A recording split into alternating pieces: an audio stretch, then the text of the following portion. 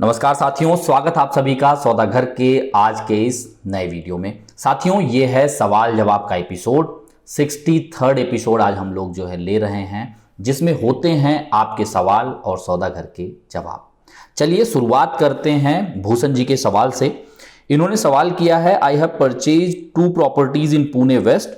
First is 1 BHK at Trident tower at Wakad and other is a plot at Varivana. Trident Tower flat was booked in 2018 and now I am paying its pre-EMI. Builder is committing to give possession in Jan 2023. Could review it and do you think builder can give possession on time? Also confirm on reliability of Farande space of Varivana. देखिए, आपके सवाल का जवाब देते हैं इसके पहले आप सभी से गुजारिश करना चाहेंगे, यदि आपको सौदागर का प्रयास पसंद आए तो लाइक ज़रूर करें, शेयर करें, जिससे जानकारी लोगों तक पहुंचे, हमें भी प्रोत्साहन मिले।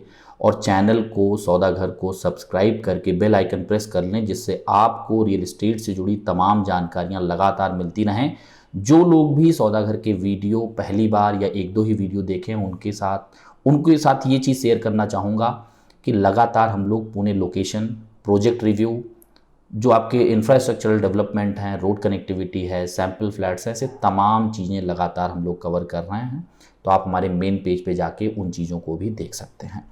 देखिए, आपने एक तो इन्वेस्ट किया है 1 BHK ट्राइडेंट टावर, जो कि परांजपे स्कीम्स के द्वारा बनाया जा रहा है। दूसरा, आपने फरांदे स्पेसेस का वारीवना में आपने जो है प्लॉट लिया है, जैसा आप बता रहे हैं। तो 2 जगहों पे आपने इन्वेस्ट किया है। अभी देखें, जो परांजपे स्कीम्स का ट्राइडेंट टावर्स है, इसमें एक चीज़ है कि बीच में इनका प्रोजेक्ट कुछ समय के लिए रुका था, डिले भी हुआ था। इसके जो कारण इधर उधर से बताए जा रहे हैं वो ये हैं कि कुछ फंड क्रंच था। तो ये ज़रूर हो सकता है कि इसमें थोड़ा पोजीशन लेट आपको मिले, पर अगर आप देखेंगे तो परांजपे स्कीम्स जो है एक तरीके से माना जाना डेवलपर है और तमाम प्रोजेक्ट इन्होंने डिलीवर किए हैं। तो ऐसा तो नहीं लगता कि डिलीवर अगर मान लीजिए थोड़ा बहुत डिले होता भी है तो उससे कुछ खास फर्क आएगा, इससे लगता नहीं है। लेकिन डिलीवरी थोड़ी डिले हो सकती है, क्योंकि ऑलरेडी बीच में कुछ रुकावटें आई थी और आप ऑलरेडी 2018 में इसे बुक किए हैं, तो आपको ये चीज़ें ज़्यादा अच्छे से पता होंगी। बीच में कोविड की भी सिचुएशन थी, उसका भी कहीं ना कहीं हवाला दिया जा रहा है डेवलपर की तरफ से। और महारेरा ने भी जो है अप्रोच अपना जो है एक प्रोएक्टिवनेस दिखाते हुए, जो दोनों लॉकडाउन थे, यानी कि आपका जो एक प्री कोविड सिचुएशन थी, उसको जो है कॉप अप करने के लिए 6-6 महीने का एक्सटेंशन दे दिया। तो पिछले साल भी आपने देखा लॉकडाउन था, इस साल भी लॉकडाउन था, तो दोनों बार जो है फोर्स मेजर क्लॉज में होने की वजह से 6-6 महीने का एक्सटेंशन मिला, यानी कि साल भर का एक्सटेंशन तो सारे डेवलपर को मिल चुका है। जहां तक रही बात फरांदे स्पेसेस के वारीवना प्रोजेक्ट की, जो कि उर्से में है, जब आप पुणे की तरफ से जाते हैं, जो टोल नाका आपका आता है उसे क्रॉस करने के बाद लेफ्ट साइड में प्रोजेक्ट पड़ता है। जाने के लिए आपको जो है हाईवे से ही जाना होता है, जहां से आप तलेगांव से भी लेफ्ट लेके नीचे से भी जा सकते हैं। तो एक चीज़ है, अभी ये प्रोजेक्ट एंड यूज पर्पज से नहीं कहा जा सकता। हाँ, उनके लिए ये चीज़ अच्छी हो सकती है जो लोग वर्क फ्रॉम होम के सिचुएशन में उन्हें ऐसा लग रहा है कि हम लंबे समय तक वर्क फ्रॉम होम कर सकते हैं, तो उनके लिए अच्छा हो सकता है कि आप शहर के पास रहेंगे, बहुत दूर नहीं होंगे। और कभी मान लीजिए आपको ऑफिस आना हो किसी काम के लिए, सिटी में आना हो, तो आप आ भी सकते हैं और आपको एक अच्छा खासा जो एक तरीके से व्यू है, जो नेचर है, वो देखने का लुत्फ मिलेगा। लेकिन ये कही जा सकती, जिन्हें रोज़ ट्रैवल करना है उनके लिए थोड़ा सा टफ होगा, क्योंकि पुणे सिटी से थोड़ा दूर पड़ता है। अगर आप टोल नाके की बात करिए तो जहाँ से एक्सप्रेसवे स्टार्ट होता है मुंबई पुणे, वहाँ से भी उसका डिस्टेंस काफ़ी है। तो ये चीज़ आपको ज़रूर ध्यान देना चाहिए। यदि आप इन्वेस्टमेंट कर रहे हैं लॉन्ग टर्म के हिसाब से, आप आरओआई, कैपिटल एप्रिसिएशन देखना चाहते हैं, तो बिल्कुल इसमें कोई समस्या नहीं है, क्योंकि लॉन्ग टर्म में वहाँ पे एप्रिसिएशन ज़रूर आएंगे। क्योंकि जिस तरीके से आज की डेट में आपको वहाँ पे ट्विन विला और विला बेचे जा रहे हैं, उसके प्राइसेस जो पुणे सिटी के अंदर या उसके आसपास में प्राइसेस है, उससे कहीं कम है। और एक तरीके से गोल्फ विला कम्युनिटी जो बना रहे हैं, वो एक पॉजिटिव साइन आने वाले समय पे हो सकती है। पर अभी मौजूदा हालत में अगर आप ये सोचें कि 2 से 3 साल में चीज़ें बहुत ज़्यादा बदल जाएंगी, तो ऐसा कुछ नहीं होने वाला है।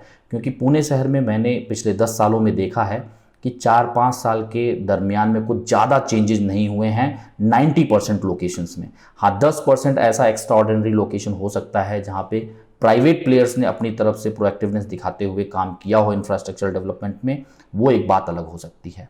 आप किसी भी लोकेशन को देख लें, 5 साल में कुछ खास बदलाव नहीं आते हैं। और पुणे सिटी से इतनी दूर अगर है तो वहाँ पे भी डेवलपमेंट होने में, यानी कि सिर्फ रोड कनेक्टिविटी मायने नहीं रखता, मैं बात कर रहा हूँ कन्वीनियंट शॉपिंग की बात करिए, हॉस्पिटल की बात करिए, स्कूल्स की बात करिए, ये सारी चीज़ों को डेवलप होने में समय लगेगा। और जो उन्होंने विद इन द प्रोजेक्ट ये सारी चीज़ें डेवलपमेंट करने की बात की है, कहीं ना कहीं अभी उसका डेवलपमेंट चालू नहीं है। फेज़ 2 में उसे लाएंगे, जब उसका कंस्ट्रक्शन स्टार्ट होगा उसे बनने में भी 3 से 4 साल या 5 साल आप मान सकते हैं।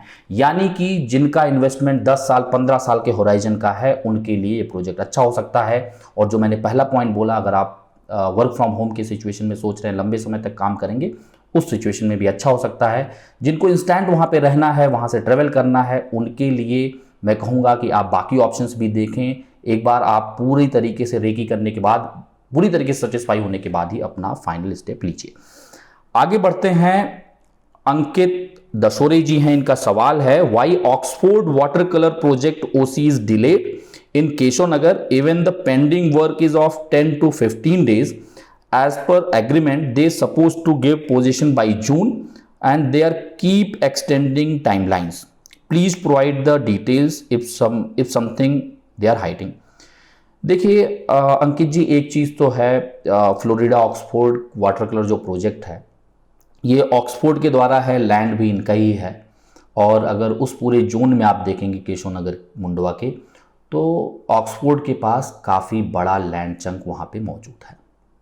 अगर आप गोदरेज का डेवलपमेंट देख लें, जहाँ पे गोदरेज इन्फिनिटी बना हुआ है, गोदरेज रिज्यू का काम चालू है और एक नया सेगमेंट भी गोदरेज लाने जा रहा है, और जो पूर्वांकरा का डेवलपमेंट है 20 एकड़ में, ये सारा का सारा लैंड ऑक्सफोर्ड का ही है।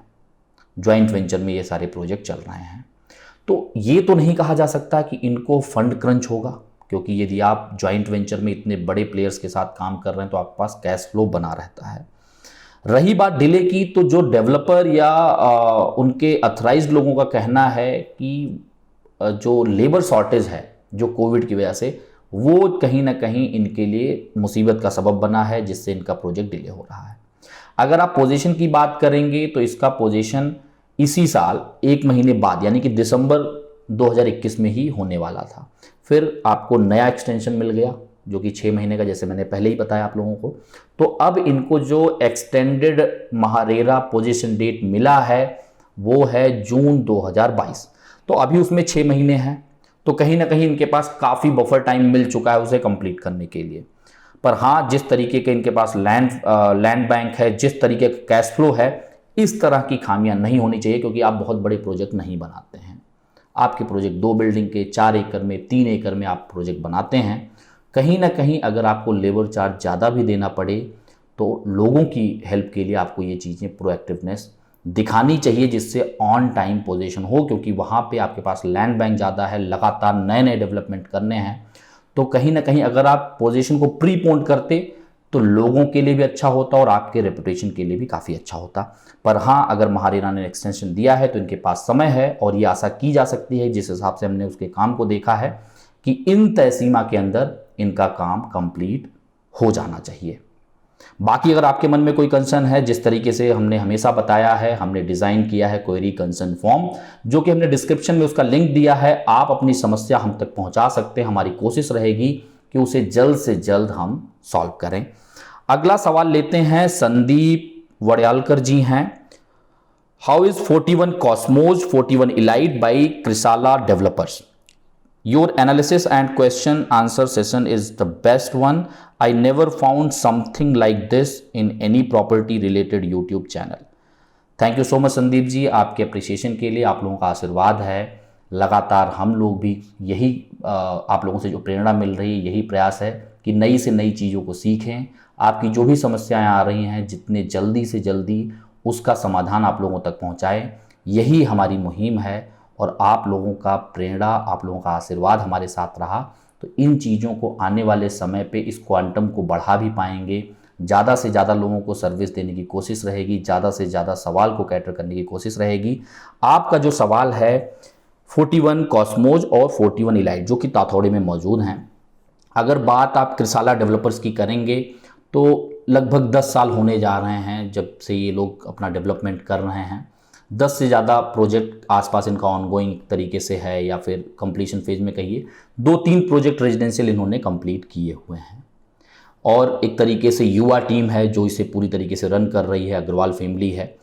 ये कहा जा सकता है कि काम काफ़ी प्रोएक्टिवनेस से कर रहे हैं, कुछ कॉमर्शियल टावर्स भी ला रहे हैं, लेकिन कहीं ना कहीं कंस्ट्रक्शन क्वालिटी पे ध्यान देने की ज़रूरत है, क्योंकि जब आपके पास लेगेसी 10 साल के आसपास आ जाती है तो आपसे एक्सपेक्टेशन भी बढ़ जाती है। इन्होंने जो एक दो चीज़ें इम्प्रोवाइज़ किया है, जैसे प्लान की बात करें, जिस तरीके से इन्होंने फ्लैट के अंदर एक वर्क फ्रॉम होम कंसेप्ट, या आप उसे पूजा घर यूज करने के लिए कह लीजिए या फिर आप उसे एज ए स्टोर यूज कर सकते हैं, वो जो कंसेप्ट दिया है वो कहीं ना कहीं यूनिक है और आज के समय की ज़रूरत भी है। जैसा कि हमने अगर एक दो और नाम लें इस तरीके का, तो जो गोदरेज इन्फिनिटी बना है उसमें भी उन्होंने पूजा घर, स्टोर रूम, इस तरीके की चीज़ें प्रोवाइड की हैं। और अभी नए नए जो प्रोजेक्ट आ रहे हैं वो लोग बैल्कनी प्रोवाइड कर रहे हैं, टेरेसेस नहीं, यानी कि वो दोनों तरफ से, ऊपर से भी ब्लॉक है और साइड से भी ब्लॉक है, तो उसे एज ए आप अगर सामने ग्रिल वगैरह आप लगा देते हैं या स्लाइडिंग ग्लास लगा देते हैं आफ्टर कंप्लीशन, तो वो आपके लिए डेडिकेटेड स्पेस क्रिएट हो जाता है। तो बिना एक्स्ट्रा पे किए आप वहाँ पे योगा सेटअप कर सकते हैं, वर्क फ्रॉम होम सेटअप कर सकते हैं, या फिर अगर आपको गार्डन वगैरह करने का शौक है तो वो चीज़ें भी कर सकते हैं। तो ये जो एक इम्प्रोवाइजेशन किया है एक अच्छी चीज़ है। और कहीं ना कहीं जो मैंने कहा कि इनको सबसे ज़्यादा ध्यान देने की ज़रूरत है अपने कंस्ट्रक्शन क्वालिटी पे, क्योंकि वही मेन चीज़ है आने वाले समय के हिसाब से। तो अगर आपको लगता है कि आपके बजट में स्पेस अच्छा खासा मिल रहा है, बिल्कुल आप प्रोसीड कर सकते हैं। यदि आपको ये लगता है कि अभी हमने पूरी तरीके से मार्केट को एक्सप्लोर नहीं किया है, तो एक बार आप जाइए ग्राउंड पे, चीज़ों को एनालाइज करिए, तमाम प्रोजेक्ट को और भी देखिए, उसके बाद अपना फाइनल डिसीजन लीजिए। क्योंकि ये आपका रावेत ऑन जो BRTS है और जो आपका मुंबई पुणे हाईवे है उसके बीच में लोकेटेड है, तो दोनों तरफ आपको आने जाने के लिए कनेक्टिविटी मिल रही है। जो इसका सामने का अप्रोच रोड है उसे डेवलप होने में थोड़ा समय लग सकता है। तो इन चीज़ों के हिसाब से पूरा अपना ग्राउंड सर्वे करने के बाद आप अपना फाइनल स्टेप लीजिए। आगे चलते हैं। सेल्डम यूज़र, इनके शायद चैनल का नाम है, कभी कभी यूज करते होंगे इसलिए शायद इन्होंने सेल्डम यूज़र रखा है नाम चैनल का। आप सभी से गुजारिश है, मैंने कई बार ये चीज़ गुजारिश की है कि जब भी आप लोग सवाल दें तो कोशिश करें कि उसमें नाम भी आप अपना मेंशन कर दें, भले चैनल का नाम कुछ भी हो।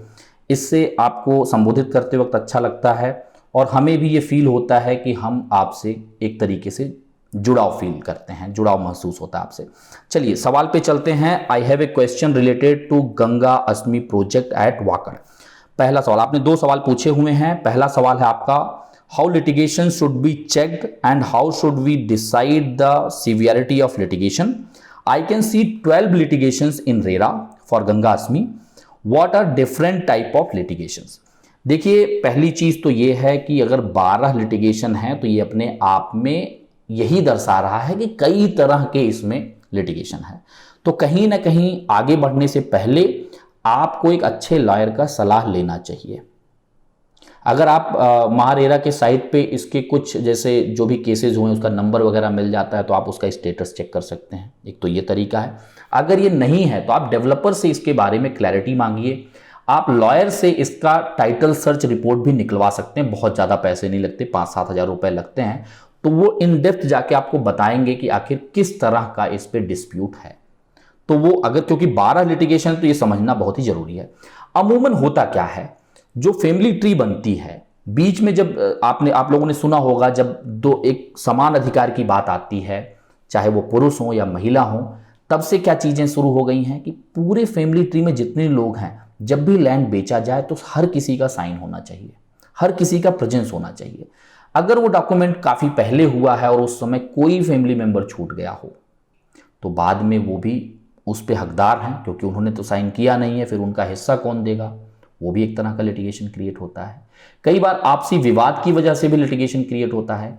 कई बार डिमार्केशन की वजह से, यानी कि जो आपकी चौहद्दी है, जो आपके बॉर्डर्स हैं, उसमें भी कुछ इधर उधर होने पे डिस्प्यूट क्रिएट हो जाता है।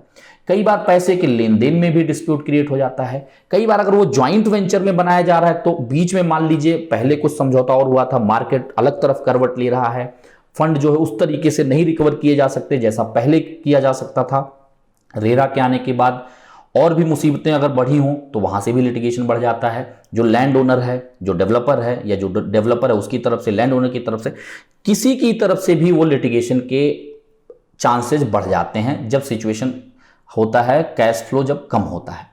तो इस तरह के कई तरह के लिटिगेशन के चांसेस रहते हैं। अमूमन ज़्यादातर जो लिटिगेशन होते हैं लैंड्स पे, वो यही होते हैं कि फैमिली ट्री में कि किसी एक दो ने अपना साइन नहीं दिया है तो अपना हक जताते हैं, उनका हिस्सा उन्हें मिले प्रेजेंट रेट के हिसाब से। इस वजह से भी डिस्प्यूट क्रिएट होता है। तो आप लॉयर की सलाह लीजिए, इसमें मैं कहूँगा इसका टाइटल सर्च कराइए, फिर आप आगे बढ़िए। इस तरह का जितने भी यहाँ पे तो आपने प्रोजेक्ट जैसे गंगास्मी का नाम लिया है, अगर इस तरह का लिटिगेशन, इतना ज़्यादा लिटिगेशन आपको दिख रहा है और उस पर आपको क्लैरिटी बिल्डर की तरफ से उतना अच्छा नहीं मिल पा रहा है, तो ये मैं आपको सजेस्ट करूँगा बिल्कुल आपको टाइटल सर्च करवा लेना चाहिए। और आपको जब तक तसल्ली ना मिले तब तक आप आगे बुकिंग के लिए भी इनिशिएट मत करिए। ये नहीं कि आप बुकिंग करके फिर एग्रीमेंट के लिए वेट कर रहे हो और उस बीच में आप ये सब चीज़ें कर रहे हैं। मेरी सलाह रहेगी कि अगर मान लीजिए डेवलपर आपको कुछ डॉक्यूमेंट प्रोवाइड करने के लिए कह रहा है, पहले आप हमारे यहाँ तो बुक नहीं किए हैं, तो फिर आप इतनी चीज़ों का डिमांड क्यों कर रहे हैं, तो आप पीडीसी चेक देके बुकिंग कर सकते हैं और बाकी डॉक्यूमेंट्स का डिमांड कर सकते हैं। अगला सवाल आपका है, दूसरा क्वेश्चन है आपका, river flood line, when I checked approved map of project in RERA, I can see that blue and red line going through the project, what is different types of flood lines, is it allowed to do construction between blue and red lines, please take my question. तो देखिए, अभी पहले बात कर लेते हैं ऐसे लोग जो लोग ब्लू लाइन और रेड लाइन से परिचित नहीं हैं, या फिर परिचित हैं तो उनको ये नहीं पता है कि आखिर ये होता क्या है, इसका ये टेक्निकल टर्म किस हिसाब पे ये डिसाइड होते हैं। क्योंकि ये इमेजिनरी लाइन्स है, ये कहीं पे आपकी मार्किंग नहीं की जाती है लैंड पे। तो इमेजिनरी लाइन बनाई कैसे जाती है, पहले ब्लू लाइन होता है या पहले रेड लाइन होता है, दोनों में डिफरेंस क्या है, इस बात को पहले समझ लेते हैं। देखिए, ये बनाया इस आधार पे जाता है कि आखिर 100 सालों में जो सबसे मैक्सिमम वाटर लेवल चढ़ के जाता है, वो उस लोकेशन को, उस जगह को रेड लाइन बना दिया जाता है। इसको एवरेज 100 ईयर्स का लिया जाता है कि 100 सालों में सबसे ज्यादा उसका जल स्तर कहां तक पहुंचा है, वो रेड लाइन है। और 25 साल का एवरेज पकड़ा जाता है कि वहां पे जो फ्लड डिस्चार्ज हुआ वो कहां तक उसकी लिमिट आई थी। तो अब मान लीजिए अगर रेड लाइन, क्योंकि 100 साल का एवरेज पकड़ा जा रहा है, तो जाहिर सी बात है कि जो रिवर का सेंटर पॉइंट होगा वहां से सबसे दूर ये होगा, और जिसका 25 साल का एवरेज लिया जा रहा है वो उससे थोड़ा कम होगा, क्योंकि फ्लड डिस्चार्ज, अचानक पानी बढ़ गया, बारिश होने से डैम ओपन हुआ, तो कहां तक आ रहा है, वो ब्लू लाइन है। अब इसमें रूल क्या है आपको समझा देते हैं। देखिए, अब ये समझिए, दो ये बीच में अगर आपका रिवर है, इमेजिन आप भी करिए, इमेजिनरी लाइन को इमेजिन करके समझते हैं। यहां से मान लीजिए आपका रिवर है, ये लैपटॉप है और यहां से ये रिवर बह रही है, तो 25 साल का जो एवरेज निकाल के बनाया गया है वो यहां पे आके आपका ब्लू लाइन है। 100 ईयर का जो एवरेज बनाया गया उसका रेड लाइन यहां पे है।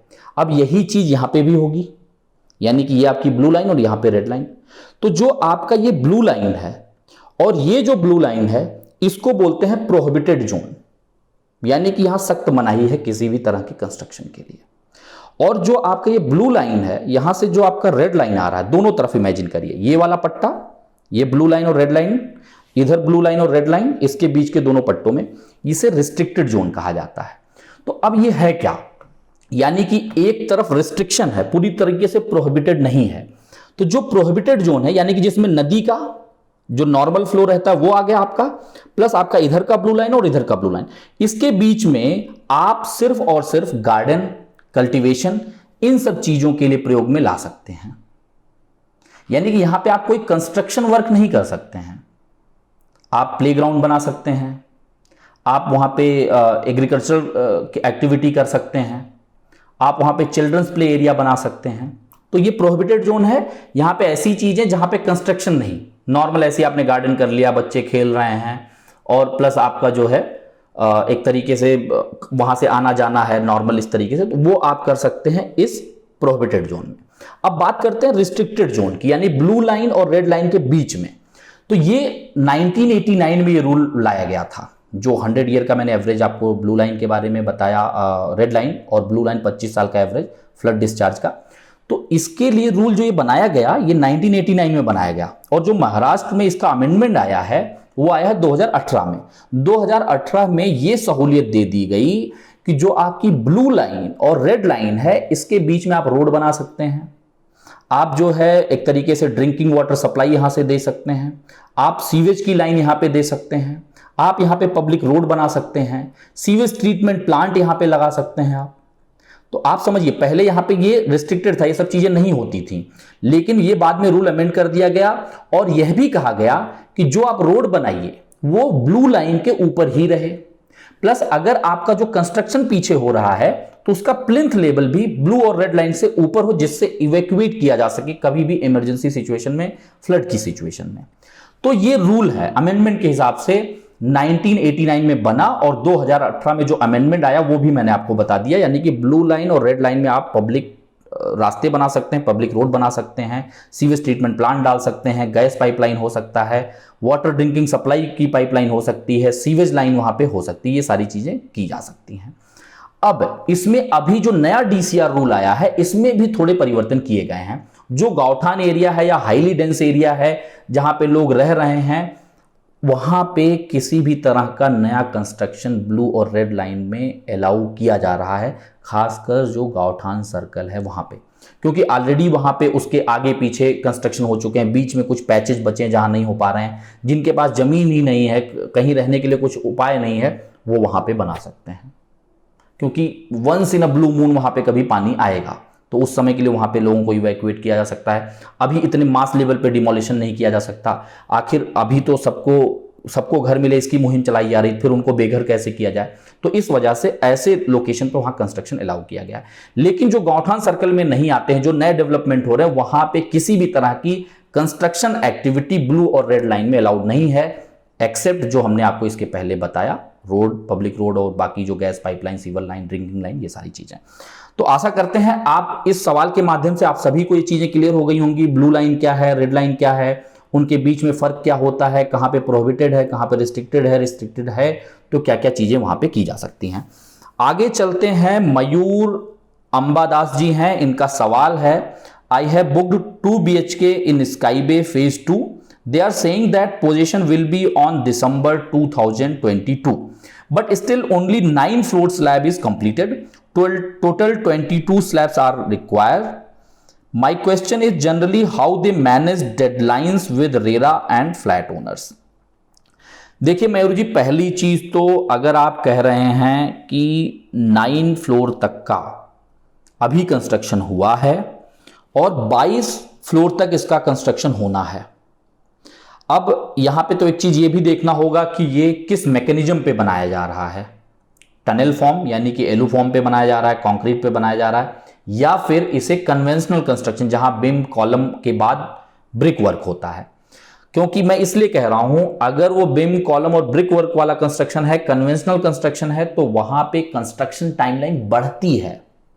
अमूमन अगर थोड़ा सा सही पेस पे चले तो 25 से 30 दिन, या आप एवरेज के लिए पकड़ लीजिए 1 महीने लग जाते हैं एक स्लैब को कास्ट करने में, क्योंकि कास्ट करने के बाद क्या है, आपको काफी समय तक उसे एज इट इज रखना पड़ता है, क्वेरिंग करनी होती है जिससे कि उसमें स्ट्रेंथ आ जाए और फिर आप नीचे का सपोर्ट उठा के नए स्लैब को बनाने की तरफ आगे बढ़ते हैं।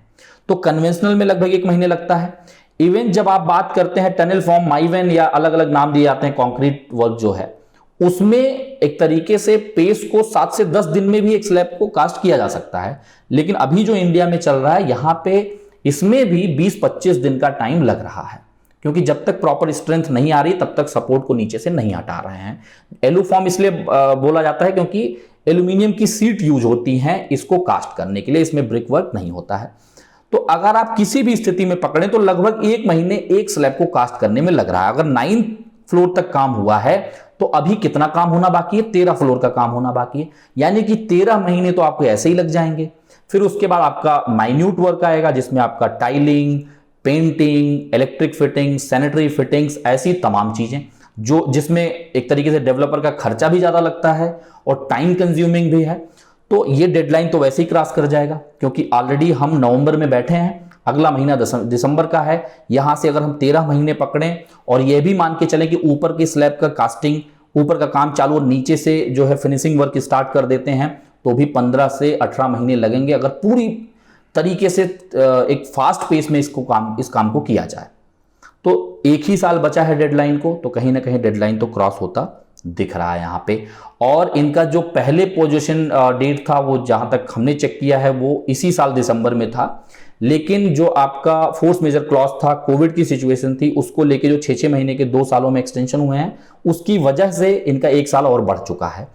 तो कहीं ना कहीं इस पे बात करनी चाहिए। जो आप बात कर रहे हैं कि ये कैसे मैनेज किया जाता है, देखिए अब मैनेज करने की क्या बात है।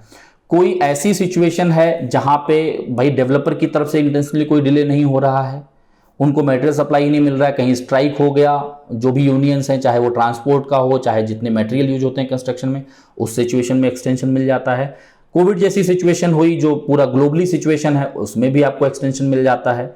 लेकिन अगर डेवलपर की तरफ से खामी है तो वहां एक्सटेंशन नहीं मिलता है। फिर आप जो है महारेरा को संपर्क कर सकते हैं, वहां पे अपनी समस्याओं को बता सकते हैं, उसका कंपनसेशन महारेरा क्या डिसाइड करता है, आपके एग्रीमेंट में क्या चीजें मेंशन की गई हैं कि जिस तरीके से आप जब डेवलपर को पेमेंट करने में डिले होते हैं तो आपको जो चार्जेस लगाए जाते हैं उसी हिसाब से चार्जेस डेवलपर को भी देने होते हैं। अगर वो पोजीशन डिले कर रहा है, उस समय तक आपका कितना पैसा गया, उस पर कितना इंटरेस्ट, उस तय इंटरेस्ट के हिसाब से आपको मिलना है, ये भी महारेरा डायरेक्ट कर सकती है।